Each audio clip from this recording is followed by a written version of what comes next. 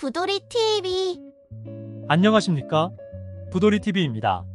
이번 영상에서는 저출산 극복을 위한 국토교통부의 새로운 주거 지원 방안들을 알아보도록 하겠습니다.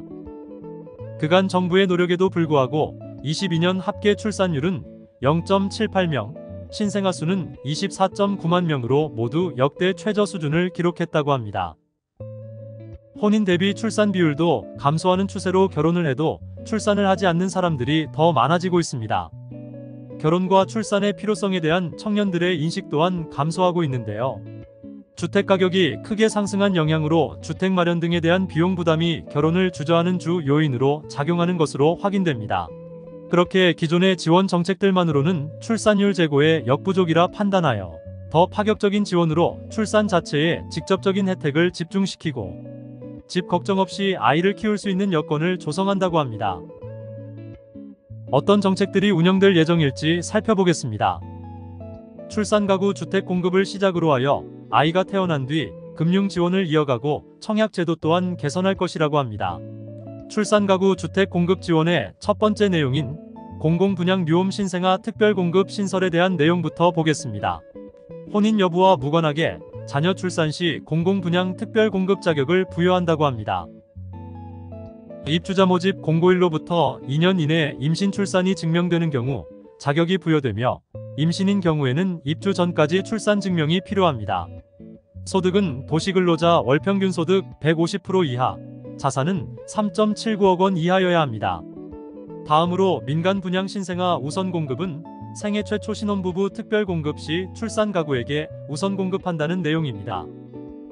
입주자 모집 공고일로부터 2년 이내 임신 출산이 증명되는 경우 우선 공급 자격을 부여하며 소득 조건은 도시근로자 월평균 소득 160% 이하입니다.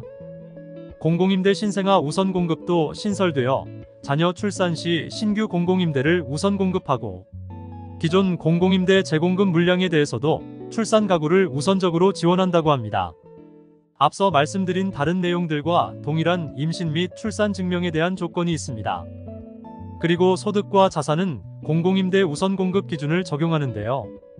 건설임대의 경우 기준 중위소득 100% 이하, 자산 3.61억 원 이하이고 매입 전세임대의 경우에는 도시근로자 월평균 소득 100% 이하, 자산은 3.61억 원 이하라고 합니다. 부도리 TV. 구독과 좋아요도 부탁드려요. 다음으로 출산 가구 금융 지원 강화 정책에 대해서 살펴보겠습니다. 지금 가장 많은 관심이 쏠린 신생아 특례 대출이 여기 포함되는 내용입니다. 신규 출산 시의 소득 요건 등을 대폭 완화한 구입 전세 대출을 지원한다고 하는데요. 추가 출산 시에는 우대금리 혜택까지 부여하여 금융 부담도 줄어들 수 있게끔 한다고 합니다. 신생아 특례 구입자금 대출에 대해서 먼저 살펴보면 출산 가구의 내 집 마련 지원을 위해 저리 구입자금 대출을 신설하고 기존 대비 소득 요건도 2배 수준으로 상향하여 더 많은 사람들이 혜택을 볼 수 있도록 합니다. 대출 신청일 기준 2년 내 출산한 무주택 가구가 지원 대상이며 대환은 1주택 가구 허용을 검토하되 세부 대상은 추후 확정될 것이라고 합니다. 폭넓은 지원을 위해 소득 1.3억 원 이하 가구를 지원하는데요.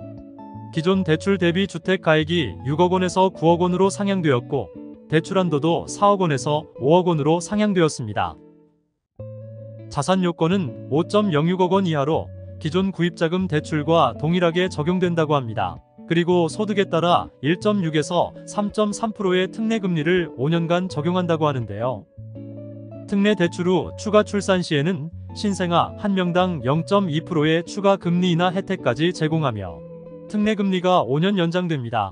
최대 15년까지만 연장된다고 하니 참고해 주시기 바랍니다. 다음으로 신생아 특례 전세자금 대출을 알아보겠습니다. 신생아 특례 전세자금 대출의 경우에는 출산하는 임차 가구의 주거 안정을 위해 저리의 전세자금 대출을 신설하고 기존 대비 소득 요건을 2배 이상 상향한다고 합니다. 기존의 경우 미혼이나 일반이 5천만 원 이하, 신혼이 6천만 원 이하였다면 특례의 경우 출산 가구 1.3억 원 이하로 기존에 비해 훨씬 조건이 좋아졌습니다. 대출 신청일 기준 2년 내 출산한 무주택 가구가 신청할 수 있으며 소득 1.3억 원 이하 가구를 지원하고 보증금 기준도 수도권 4억 원에서 5억 원으로 상향되었습니다. 대출 한도도 3억 원을 적용합니다. 신생아 특례 전세 자금은 소득에 따라 1.1에서 3.0%의 특례 금리를 4년간 적용할 것이라고 합니다. 구매 자금처럼 금리 인하 혜택도 적용되는데요. 특례 대출 후 추가 출산 시 신생아 1명당 0.2%의 금리 인하가 가능합니다. 특례 금리 4년 연장도 가능하며 최장 12년까지 된다고 합니다. 그 외에도 혼인과 출산에 유리하게 청약 제도를 개선하는 정책들이 시행될 예정입니다. 혼인 시 불리한 청약 조건을 혼인과 출산에 유리하도록 개선하고 배우자의 청약 통장 가입 기간 합산 등 혼인 메리트를 제공한다고 하는데요. 하나씩 살펴보도록 하겠습니다. 첫 번째는 맞벌이 소득 기준 완화입니다. 공공주택 특별공급 시 추첨제를 신설하여 맞벌이 가구는 월 평균 소득 200% 기준을 적용합니다. 두 번째는 청약기회 확대입니다. 부부개별 신청도 허용하여 중복 당첨 시 선신청은 유효 처리하여 청약기회를 2회로 확대합니다.